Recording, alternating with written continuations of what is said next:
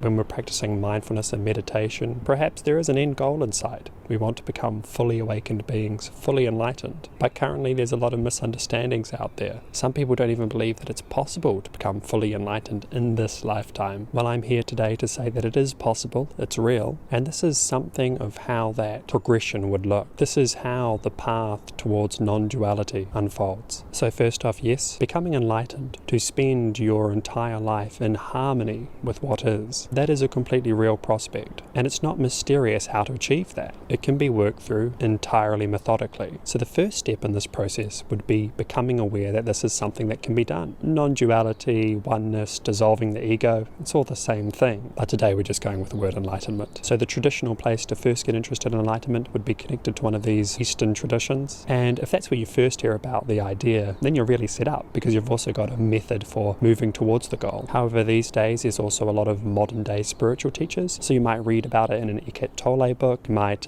hear Esther Hicks talking about the vortex, and that might get you interested in the idea that there's something more. Of course, I must mention it. The other common way you might hear about the prospect of dissolving the ego and discovering your higher self or a deeper truth might be through the psychedelic community too. So if it's something you can hear about, something you can learn about, something you get interested about, the next usual step on this path towards non-duality would be to do some study. You might research more of these traditions, you might research the ideas, you could even give it a general Google. What comes up about non-duality on the internet these days? You can get pretty far. It takes a bit of time to get the context down, but there's a lot of good information out there. The next major goal, once we've identified what we want to do and sort of how to get there, is to have moments of insight. It's possible to glimpse the awakened mind in this moment right now. The challenge though is that it's not usually sustained. We're so used to having this habitual, dualistic vision of the world. I think it's a great premise to treat enlightenment like any other skill. You're going to have moments of success, but your natural default is going to be falling into the way things have usually been for you, which might be discouraging, but I think it's ultimately encouraging. Somehow you want to have your moments of insight, and then you want to have more of those insights. Some people happen to discover non-duality very spontaneously. It does happen. There's concepts out there about the dark night of the soul, that after immense turmoil in your life, sometimes this space opens up. It's also possible to do a pilgrimage to a spiritual site and have this insight open up. It can happen spontaneously in your life. Contextually, it can take people years to have their first moments of insight into non-duality. People travel all around the world to have these insights, and it can be very elusive and it can be very frustrating. That's the norm, to be honest. But hopefully after a while our understanding raises, our practice raises, and we start making some progress. And indeed we need these first moments of insight, because prior to that we might be doubtful of the prospect. We might hear enlightenment or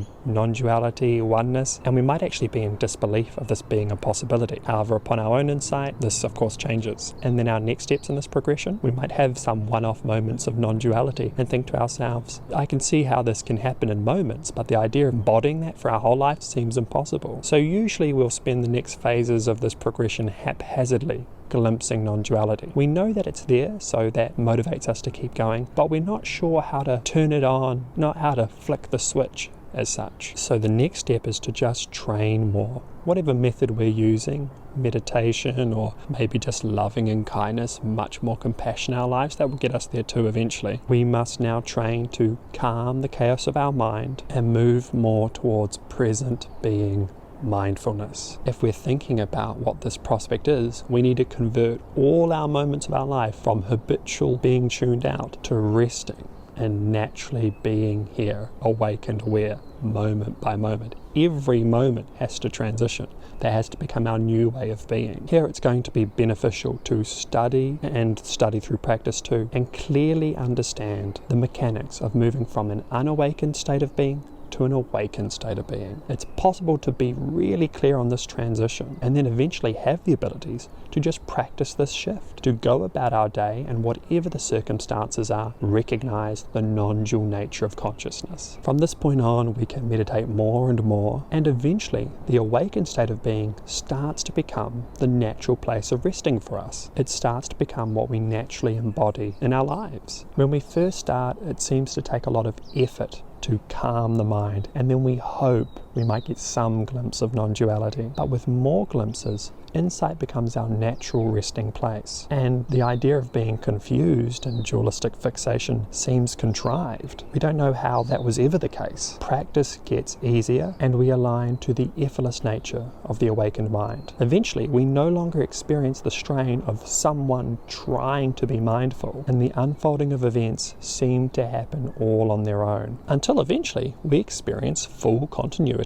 in the awakened state. We no longer experience suffering because it's not compatible with the awakened mind, and our dastardly egoic behavior, which is usually the conditions of other beings' suffering, is minimized because we're no longer consumed by such pursuits. And there it is, then we're just in a perfect harmonious flow with what is, and there's nothing to do but to be for the benefit of all sentient beings. So the path is real. This is something you can start today. You can do everything I've mentioned in this video today. You can research non-duality more, you can investigate traditions, investigate methods, you can practice meditation, you can conjure more love and compassion into your life, and you can just start moving forward. It might be hard to glimpse non-duality in the first instant, but eventually you'll get it. It's possible not to suffer and to live profoundly more servicing lives, and to be impressive in our compassion. We need an advanced and developing code of ethics, and to create the conditions that will enable us to meditate. We need to meditate and then recognize non-duality again and again and again and again. We need to understand how to remove the obscurations which get in the way of us recognizing this way of being in the world. We need to shift into this way of being until it becomes our new resting, our new being. And this all really is possible just by meditating. Let your meditation be simple. Relax, be still, open, easy. It's your nature. It's how you already are when you're not caught up. Just for short moments, many times. To support the content, like, comment and subscribe. Have a wonderful day.